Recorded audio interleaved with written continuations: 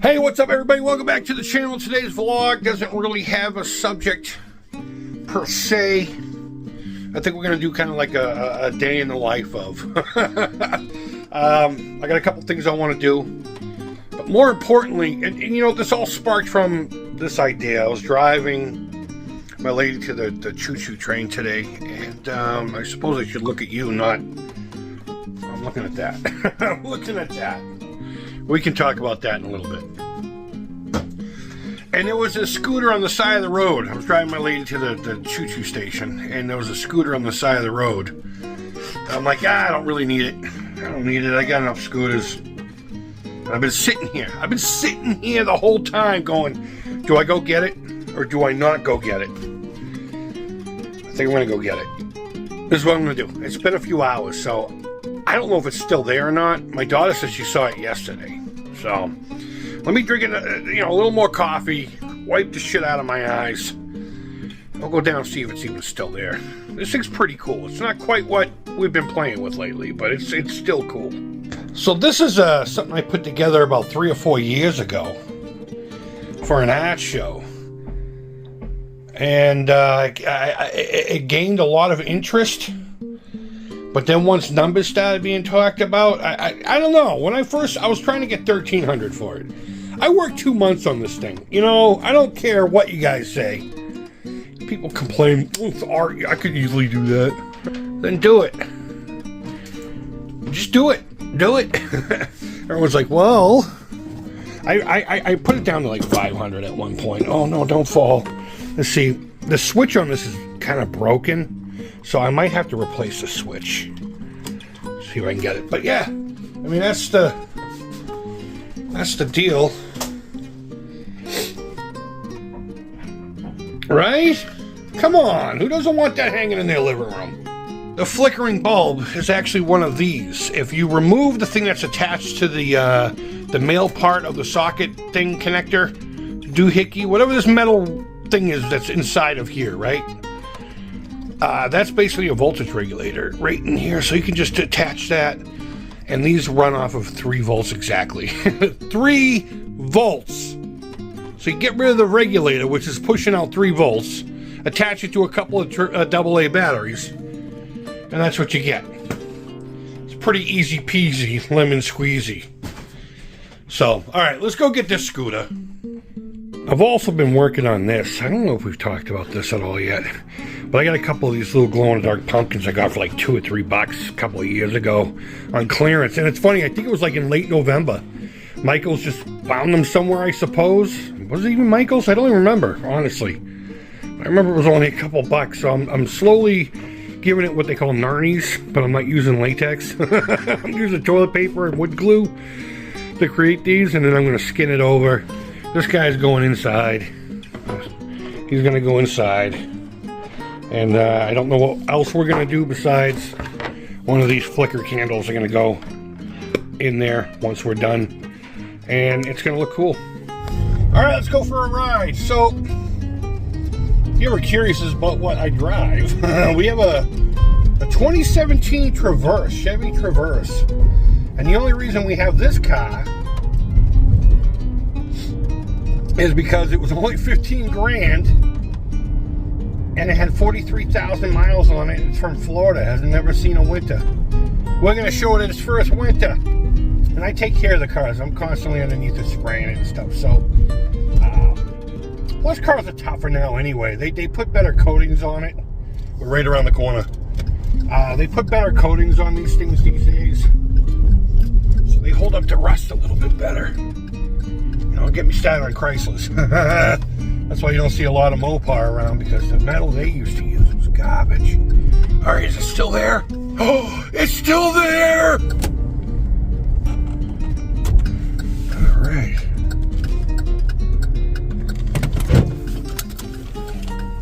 Alright, I got it loaded up and I'll show you it here in a minute. Let me shut my hazards off and signal that I'm pulling out. Pull out, I say leave it in, get the fucking job done. Ooh, sorry. Get the job done. Alright, so it's in the back. Oh, look at this. It's a Lightning McQueen bed. Lightning McQueen bed. It's pretty cool. So, okay, we got good news and we got bad news about the scooter. The good news is, well, the bad news is I don't think it's actually retro. I think it's a somewhat modern take on it, because it literally says retro red or something like that on it. So I don't know how old it is, judging by its condition, at least within the last decade, I'm sure, unless they really took care of it. But the good news about that is I don't have to feel bad or listen to people piss and moan about what I'm going to do with it, if I get around to doing anything with it. My biggest conundrum was I got a ton of scooters at home. I got enough scooters. I got enough of them. But I don't have any of these. And my thought was, instead of actually restoring it back to its original glory, even if it was an actual vintage, and it very well could be. I will just have to have a quicker look. I have an anxiety about doing stuff like this. I know it's out in the trash, but I still feel anxious stopping, getting out of the car, grabbing it, putting it. I don't know why. I always feel like people are going to be like, what a weirdo. But no, that's what it's there for, right? But what I wanted to do with it is give it more of a hot rod flair. I mean, we may or may never even get to it. I may just give it away eventually. But if I get around to it, but you know what? Let's get upstairs. Look up after this video, Little Daddy Roth rattle bombs. That's gonna be the ticket right there. All right, let's get this thing upstairs. I got a few more things I want to show you. There it is. We won't look at it too much just yet, but what I really like about these is it's just your typical hardware store hardware. Even with the true retro ones, true vintage, they're primarily like that. And what is different about that is a lot of times these toys from, say, the 50s and 60s, they'll use a lot of pressure fit, like rivets and stuff that you have to drill out, and then find mechanical replacements, you know, stuff like this, bolt and nut, you know, nylon lock-in nuts. I'm probably going to go across the board on this when I get done. There's a lot of room to do some pinstriping here. I mean, there's already some attempt here. So I don't know. Maybe a good cleaning and buffing, and that's it. But I'd really like to chrome just this bubble and then leave this like a white wall. The tires themselves are fine. I don't know if I'll ever replace those. I'll just clean them up. And we'll just figure out what to do with the bearings. There's a little bit of wobble, both in the front and the back, and I don't know if that's just the nature of the beast, but yeah, if we ever get to it, it's gonna be a fun project. We're gonna work on this today. We're gonna attach this. But first, so check this out. I'm just gonna do some crock pot pulled chicken for supper tonight, and hopefully I'll have a little bit left over. So I don't know if this is an actual thing or not, and I'm just discovering it now. But whenever I make chicken, you know, either barbecue sauce or usually Italian dressing, you know, the oily kind. I mean, you could use the creamy kind too. And you're more than welcome to try this recipe with your creamy Italian. But I would say stick with the oily based one. This is 1 cup of barbecue sauce, 1 cup of Italian dressing, and like a couple of drops of liquid smoke.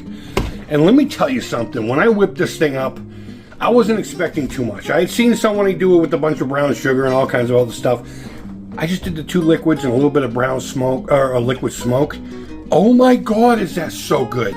I don't know how it's gonna be cooking. So, you know, right around 3 o'clock or so, I'm gonna put this in the crock pot on high for about 2 or 3 hours to, you know, to cook.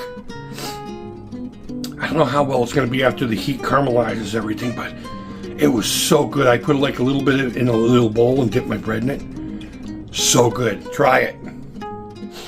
So I'm getting ready to affix this Frankenskull to the frame. I don't know if we've mentioned this before or not, but I came up with this idea because I have a whole bunch of these guys laying around. So what I did is I took some sandpaper and put it on the pipe, and then, you know, until it was right about where I wanted it to be. And all I'm going to do is I'm going to use some JB Weld. And I have these magnets here to keep it from going, you know, back and forth. I'm not going to use a lot. I might put something on here to weigh it down, maybe put a few rocks in the eyes or something, but as long as it grips while it's curing, the rest of it's going to be epoxy putty going in here to blend it into the actual pipe itself, into the frame. So I'm going to get that started. And then we'll pull out some putty and do some blending work. And I think between, you know, the two adhesives, we should be good to go. I'm just using some old school JB Weld. Nothing crazy. Literally just enough to coat this thing. You don't need a lot. I'm using an old silicone, you know, one of my molds to mix it. Equal parts, A and B. Mix until a uniform color. Easy peasy. Again, there's not a lot there, and I'm not going to need a lot. Both surfaces have been cleaned and prepped.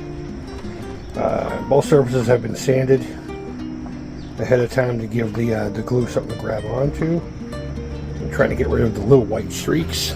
I know you can't see what's going on, but I'm just trying to make this happen for a vlog, you know, nothing crazy. That's it. That's all we need. I'm going to go all the way down the head, scrape it, spread it out just a little. There we go.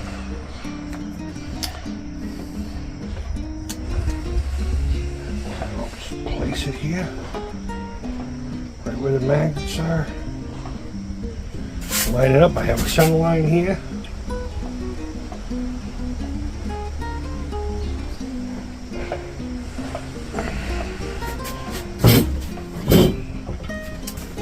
The other end. That's about as good as it gets right there. Eyeballing it anyway. So now we just wait.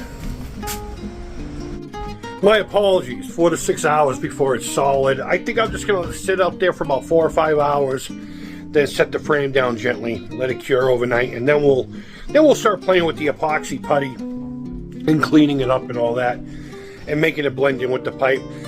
The idea is to give this custom scooter its own thing, you know, a rolling art piece, if you will. So I thought giving it like a Scully hood ornament would be friggin' rad, so we made it happen. So back to this bad Larry. This is definitely going in there. I thought about drilling out the the ribs. I was also told that I could just heat this up in hot water and use an X-Acto knife to cut it, but I don't know the integrity of the thing. I don't know. We'll leave it in there, but I'm going to make the pumpkin look rotten. And I just don't know what to do about the interior. I mean, obviously I can't affix him in there until the interior is set in stone, but I have a whole bunch of Halloween scrapbooking stuff, you know, like the 12 by 12 inch sheets of coolness. I thought about maybe making that look like a Victorian home inside, you know, even giving it like a wood lower half and then the wallpaper on the top. I thought about just putting a bunch of creepy cloth and painting it black and I don't know, make it look like a cemetery. I got a ton of skulls I could put in there. They're, you know, about 1.5 inches, 2 inches, the same ones I used on the, this is going to be a custom reptile hide. I'm going to be hopefully making a mold of and offering it up. It's like a little adventure I'm going to try to do. Make custom reptile hides that are actually cool and not boring.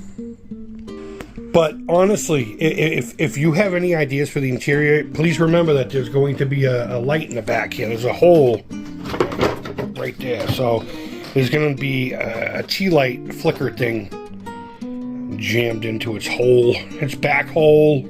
And last thing on the bucket list is to find the wiring for this lamp and get it going. I need to figure out some kind of a shade for it. Something really interesting. I thought about doing a head motif, you know?